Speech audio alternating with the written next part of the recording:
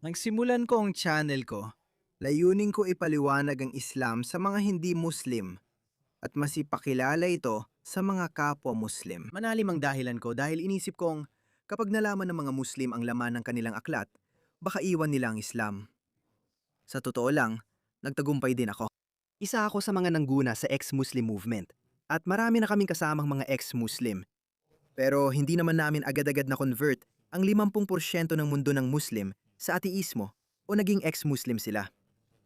Sige, napansin ko rin na hindi maganda ang asal ng ilang Muslim sa kanluran. Kaya gumawa ako ng playlist na mga Muslim na masama ang ugali sa kanluran. Nagsimula akong makakita ng mas maraming video ng mga taong lumipat at naging mamamayan ng mga bansang kanluranin. Ngunit hindi umaasal na parang taga-kanluran. At ito ay nagdulot ng iba't ibang uri ng mga suliraning panlipunan. Kaya ang mga video na ito ay naging isang napakapopular na bahagi na aking channel. Ipapakita ko pa sa inyo ang ilang video ng Muslim na hindi maganda ang asal sa kanluran. Panurin ninyo, may ilang tagahilagang Aprika na mga mamamayang Pranses na sinubukang palibutan at atakihin ang babaeng nagmomotorsiklo sa Thailand. At ginagawa rin nila ito sa France. Kahapon ay nag-record ako ng isang video, isang nakakadiri at nakakakilabot na video kung saan ang mga Syrian na migrante sa Paris ay nanghaharas ng isang babaeng Pranses na nakasakay sa bisikleta. Sinabuyan nila siya ng, inaakala kong tubig yon, gamit ang water pistol. Binugahan siya ng tubig at pagkatapos bumaba siya, ninakaw nila ang bisikleta niya at nagsisigawan, nagtatawanan at niloloko siya na parang napakasama nila. Nagiging mas karaniwan na ito. Tinan mo, isa na namang video ng mga tagahilagang African na Pranses, mga bagong Europeo, na hindi umaasta parang Pranses. Si Miss! Oh, si Miss! Oh, Miss! Paano mo alam? Anong palayaw mo? Anong pangalan? Oy, tingnan mo, si Miss, tingnan mo! Tingnan mo, si Miss! Gusto ka ng kaibigan ko? Anong pangalan mo? Panalo! Oo, si Miss! Marunong ka ba? Saan ka pupunta? Tara na, may super bida ako! Kumaliwa ka! Tara na, sige Miss! Diretso lang, Miss! Diretso lang! Kailangan nila ng tratong Thai. Huwag kang magulat dahil iba talaga ang ilang kultura, di tulad ng mapagparayang kanluran. Para makaganti rin sila. Tingnan mo ang isa pang video. Isang babaeng Europeo sa Ehipto ang inahabol ng mga Muslim. Siguro inakala niyang ang mundo ay isang malaking pamilya. Walang bansang hindi ligtas. Lahat yan ay propaganda lang. Kasalanan ng puting taong lahat. May mga impluensya talagang ganyan. Hindi ko alam tungkol dito pero marami talagang mga impluensya na ganyan. Mayroon, may dalawang kaibigang Norwegian. Sabi ng iba, Swedish o kung anuman, na pumunta sa Morocco noong kasagsagan ng panahon ng ISIS. Oo. Pinayuhan silang wag pumunta sa Morocco o sa rehiyong iyon. Pero nagtuloy pa rin at kalaunan ay brutal na pinatay, ginahasa at pinugutan ng ulo. At ang mga pumatay sa kanila ay kinunan pa ng litrato o video ang kanilang mga pugot na katawan o ulo at ipinadala ito sa mga miyembro ng kanilang pamilya. Kaya alam mo, ang sobrang awa ay maaring maging delikado minsan. Kaya huwag kang maging ganon. Bakit mo ako sinusundan? Hindi kita sinusundan! Oo, sinusundan mo ako. Sinusundan mo ako. Sinusundan ako ng mga Ehipsyo. Ikaw rin? Hindi! Ngumiti siya. Ito ay isang ngiti na nagpapanggap siyang hindi ko sila awayin, gagalitin o tatakutin sa kahit anong paraan. Kung magsalita ako, sino ang makakaalam ng pwedeng mangyari? Tandaan mo yung mamamahayag ng CNN na ginahasa ng maraming lalaking Ehipsyo sa gitna ng isang pulutong. Madalas ko nung makita ang mga babae na ganito umasta kahit sa Paris, na parang nagtatanong, paano mo nagagawa ito? Sinusubukan nilang wag galitin ang mga lalaki. Maaring isa siyang babae. Maaring isa siyang woke. Kasi bakit ka pupunta sa Ehipto? Bakit ka pupunta sa kahit anong bansang Muslim na ganyan? Napaka-bobo nun. Pwede ka pa rin kahit nakatahip ka ng burka, pwede ka pa rin sexual na abusuhin. Isang minuto lang. Isang minuto lang. Isang minuto. Medyo hindi. Pakiusap, gagawin ko. Kailangan ko lang ng 2 minuto, okay? Sumama ka lang sa akin sa kanto na yon. May ipapakita lang akong maliit na bagay. Tapos, alam mo na. Tumingin ka lang sa ibang direksyon at poop! Tapos na ako.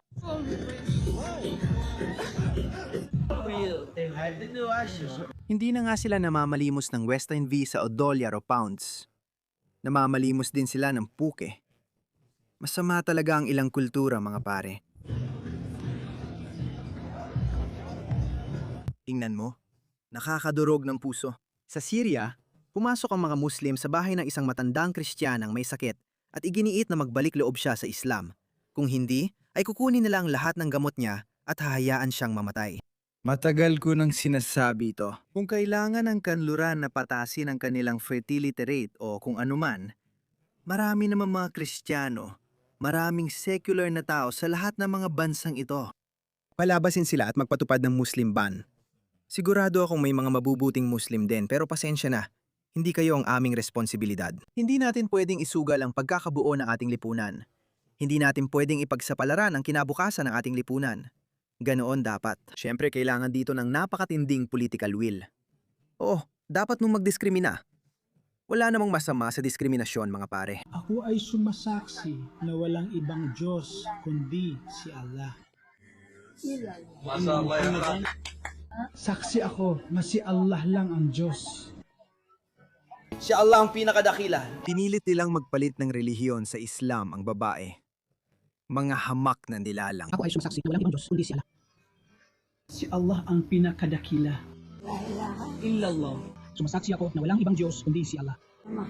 Rasulullah. Allahu Akbar. Tingnan mo, hindi ko alam kung gaano katotoo yan.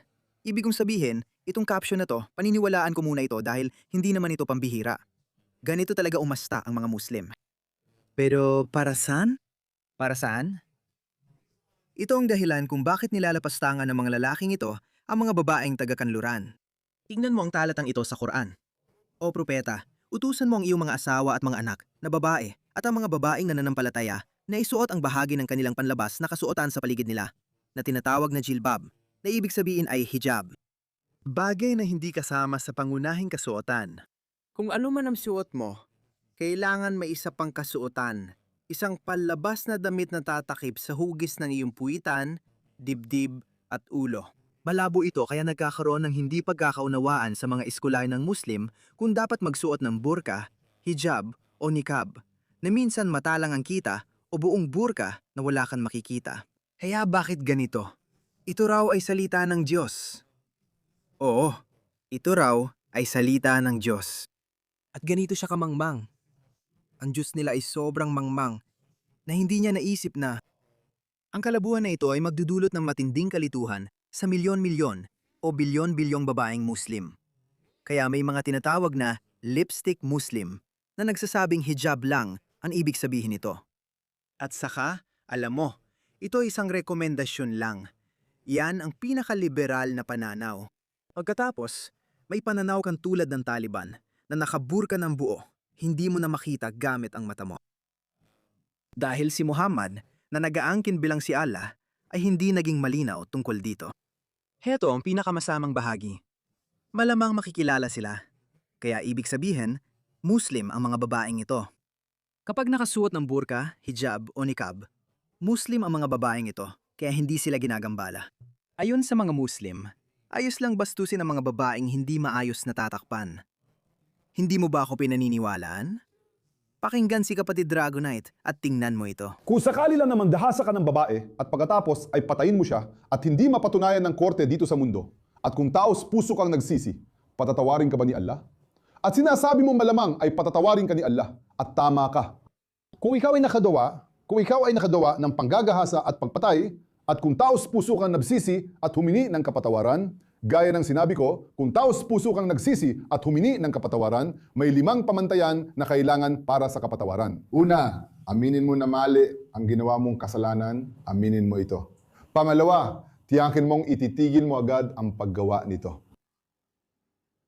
Pangatlo, tiyakin mong hindi mo na ito uulitin. Itigil mo agad ibig sabihin, hindi mo na uulitin. Parang, ano ba yan? Gawa-gawa lang niya yan. Ganyan talaga sila. Puro kwento habang nagpapatuloy. Ang pang-apat ay humingi ka ng tawad kay Allah. Kung natupad ang lahat ng mga pundisyong ito, inshallah, ako'y. At sa huli, 4 lang nasabi niya sa'yo. Nagsimula siya sa 5. Pareho lang naman ang 2 at 3. Kahit na nakagawa ka ng panggagahasa na isang napakabigat na kasalanan. At kung ikaw ay nakapatay ng tao, isa itong malaking kasalanan. Pero kung taos puso ka magsisisi, patatawarin ka ni Allah. Tulad ng alam natin, si Allah ay napakabuti niya. Ngayon, punta tayo sa iyong pangalawang tanong. Hindi ba ito kawalang katarungan para sa babaeng ginahasa at pinatay? At sasabihin kong hindi. Dahil pareho silang dumadaan sa pagsubok sa mundong ito. Ang taong nanggahasa at ang babaeng ginahasa, pareho silang sinusubok. Ipinaliwanag ko na nagtakda si Allah ng alituntunin para sa kababaihan na dapat silang magdamit ng mahinhin at takpan ng buong katawan maliban sa mukhang pwedeng makita. Ngayon, matapos ibigay ang mga gabay na ito, kung ang babae ay nagdamit ng malaswa, na-excite ang mga mayayaman at nagkakaroon ng panggagahasa. Sino ang na-excite? Yung mga lalaking Muslim ang nakita mong nanghaharas. Hindi ko sinasabi na ang ibang lalaki, hindi Muslim, ay hindi rin nanghaharas. Ginagawa rin nila, pero hindi kasi intindi. Ginagawa ito ng mga Muslim na lalaki dahil sa ganitong pag-iisip. Ito ay isang napakakaraniwang pag-iisip. Sa totoo lang, sasabihin ko sa'yo, ang balitang ito ay kumakalat na sa buong mundo. Oo, kaya heto na. Kaya may isang babaeng Pakistani-Pranses na lumaki sa Pransya at nagkaroon siya ng mga anak. At inisip niya na hindi sapat na Islamiko ang lipunang Pranses. Dinala niya sa Pakistan ang mga anak para palakihin sa mas Islamikong lipunan. Nasiraan siya ng sasakyan sa highway at ginahasa ng grupo ng tulisan sa harap ng kanyang mga anak. Ilang taon na ang nakakaraan. Alam mo ba kung anong sinabi ng pulis noon? Kinabukasan matapos ang insidente, isang mataas na opisyal ng pulisya sa Lahore, si Umar Sheikh. Ang Lahore ay hindi isang liblib na baryo. Isa ito sa pinaka-cosmopolitan na lungsod sa Pakistan, ayon sa pamantayan ng mga Pakistani. Lumabas siya sa harap ng media at ipinahiwatig na ang babae ay may kasalanan din. Tinanong niya kung bakit hindi siya dumaan sa mas mataong kalsada, lalo na't mag-isa lang kasama ang mga anak niya. May mga woke at kaliwang liberal na agad siyang kinontra at inatake sa sinabi niya. Kaya humingi siya ng paumanhin. Ilang taon na rin mula noon. Magandang balita. Inanunsyo ng Supreme Court ng Pakistan ang parusang kamatayan para sa mga rapist. Sa tingin ko, yan din ang kailangan natin sa kanluran. Pero ang punto ko, sa kabuuan, ganito kadalas para sa mga Muslim na sisihin ang biktima. Imbes na sisihin ang rapist, sila pa ang naninisi sa haba ng palda, pananamit o sitwasyon ng babae. Gets ko naman, may mga realidad talaga. Hindi ko gusto ang sobrang woke at liberal na pananaw na dapat pwede kang maglakad ng hubad at walang papansin. Sa perpektong lipunan, ganun na dapat. Hindi rin ako dapat pumunta sa isang mahirap na lugar na suot ang mga alahas ko. Dapat pwede ko, pero hindi ko dapat gawin kasi may personal kang responsibilidad. At kailangan mong akuin ito. Pero ito naman ang kabilang dulo ng usapan. Hindi dapat ganito. Na literal na sinisisi niya ang taong na-rape. Tanga, ito ay isang alamat lang na tubo. Maging ang pagsisi ay alamat lang din. Babae pa nga ang sinisisi. Hindi ibig sabihin nun na may karapatan ang lalaki ng manggahasa. Pero bukod sa lalaki ng gahasa at pumatay, ang babae pa ang sinisisi.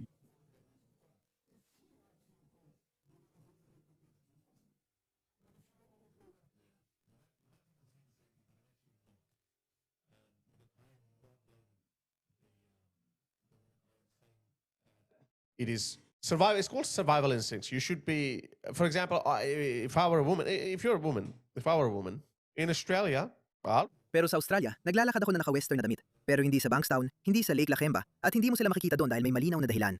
Dahil sa mga halatang dahilan. Pero paano kung dagsayan ng third world migrants ang bansa mo at magsimulang mangharas ng mga babae? Marami na akong naipakitang video tungkol dito. Kaya sa mga ganitong sitwasyon, ang dapat mong gawin ay tumayo ka. Kailangang tumayo ang mga lalaki at harapin ang mga siga. Tingnan mo ito. Ang video na ito ay galing mismo sa UK, sa Liverpool. May grupo ng mga lalaki na tumayo para ipagtanggol ang kanilang mga kaibigang babae. Marami na akong napanood at naipakitang ganitong video kamakailan. Masaya akong ibalita na nangyayari na ito at matagal ko na rin itong hinulaan. Magsisimula na kumilos ang mga lalaki at sila na mismo ang gagawa ng paraan. Iba-iba na ang kilos ng mga lalaki. Kahit marami pang woke at makakaliwang babae, Nakulay lila ang buhok at may hikaw sa ilong na nagpapahina sa kanila. Lalaki pa rin sila. Tatayo at magpoprotekta pa rin ang mga lalaki. Handa kaming tumanggap ng bala para sa mga bagay na gusto naming protektahan, para sa mga tao, para sa mga mahal namin sa buhay. Nasa dugo na namin yan. Hindi kailanman maintindihan yan ng isang babae, ng isang liberal na puting babae. Pasensya na. Pero bawal niya akong kausapin, bro. Bakit ginawa ni Good? Kasama ko siya, boy. Nag-sorry siya. Ayaw niya akong istorbohin. Gawin mo.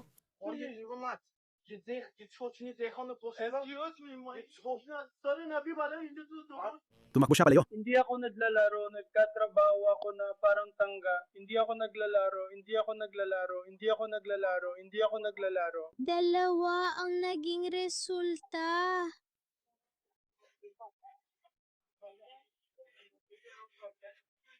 Anong nangyayari? Lumapit ka, babae. Hindi.